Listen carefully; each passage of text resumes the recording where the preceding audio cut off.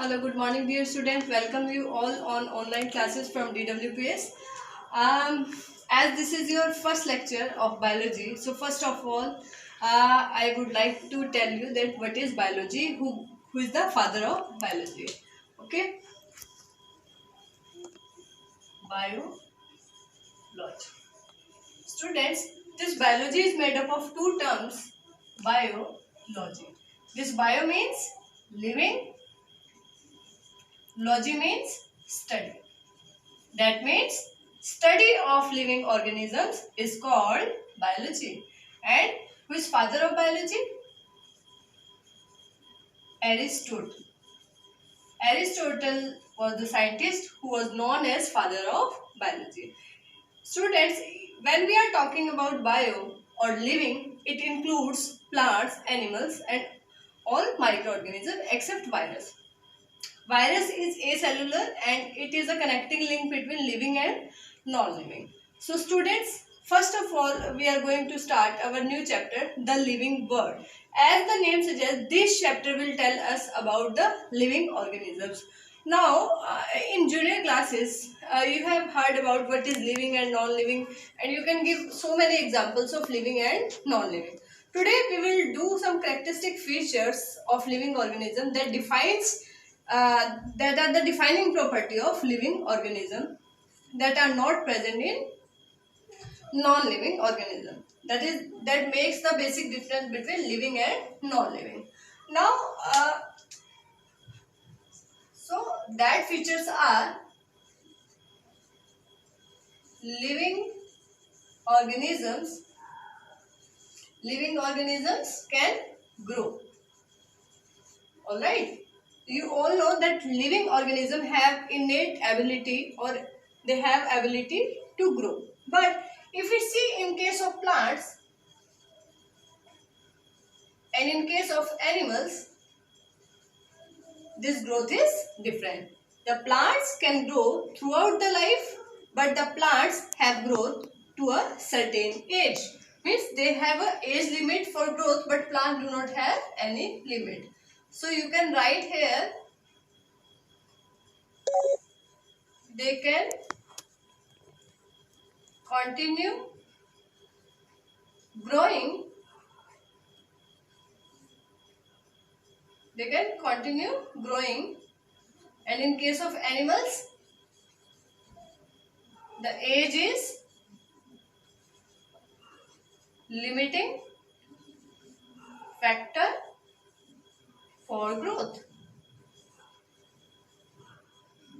Now, if we are talking about growth, what do you mean by growth? If we are saying that when you are 5-year-old and when you are 15-year-old, there is something difference between growth and development. So, is only increase of biomass is growth? This growth, this may defined as increase in biomass, or you can say simply mass, increase in number of cells. As we all know, if we talk about growth of an organisms are made up of cells. So, cells have to divide to form new cells so that the growth can occur. So, increase in biomass, increase in number of cells, these are the two main bases of growth in living organism. But if we talk about microorganisms, they are also living organisms. So if we talk about microorganisms like bacteria, fungi, etc., or specifically in unicellular organism, unicellular organisms, that may be bacteria, that may be amoeba, that is a protozoan. Alright students, so if we talk about unicellular organism, they never grow in size. Say if we are taking example of bacteria, we cannot see bacteria with naked eye. We are seeing the bacteria. If we want to see any the structure of bacteria or the shape of bacteria, we have to take help of microscope, compound microscope. So without microscope, we cannot see microorganism. So if we talk about this bacterial culture is 1 year old or 2 year old or 6 months old. So it is not like that bacteria will increase in size. So what is the growth, meaning of growth in microorganism, specifically in unicellular organisms? So students, in microorganisms, increase in number of cells. Increase in number of cells is the main basis of growth. There is no increase in biomass. No mass is increased, no size change. Alright student, if you see a 5-year child and that is grown up to 15 years, so there will be a difference in height, a difference in weight like that. So all these factors are limited to plants and animals, but in case of microorganism, we cannot regard these property as a properties of growth. So from this point, this is clear that living organisms can grow. Whether they are plants, whether they are animals, whether they are microorganisms, they can grow. But if we talk about some non-living things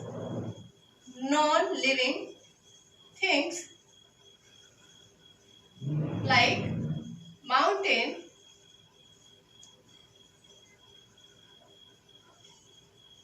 etc., or sand slope, you can see that if there is surface deposition of soil or any other particles, so that a non-living thing can also increase its size. Whether the deposition of substances, whether the deposition of dust like that. So a non-living organism can also show the property of growth. So growth is not regarded as defining feature of living organisms. Living organisms can grow, but non-living things can also show increase in their size. Alright students? So growth is also important property of living organism, but we cannot say the thing that is growing that is living. That may be non-living. Alright. So what are the other factors of living organisms? So we are going to discuss that factors. One of the important factor is reproduction. First point is a living organism can grow. Second, reproduction.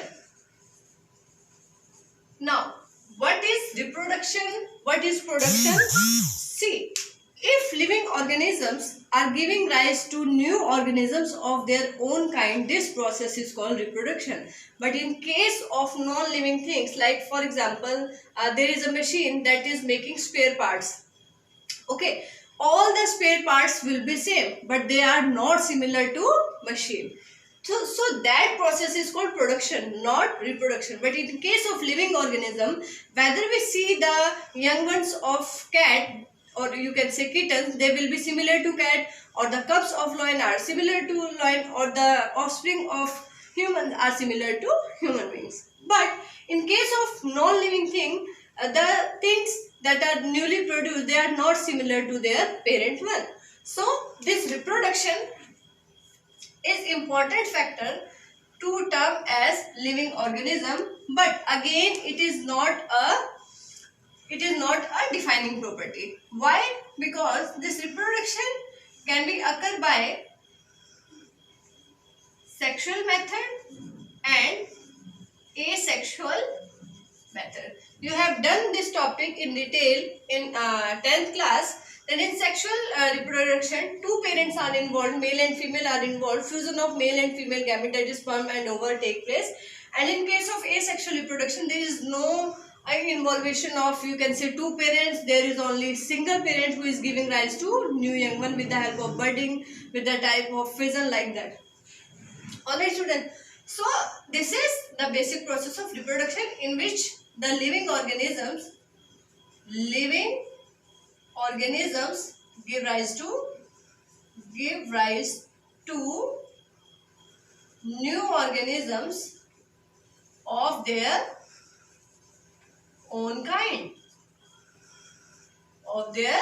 own kind.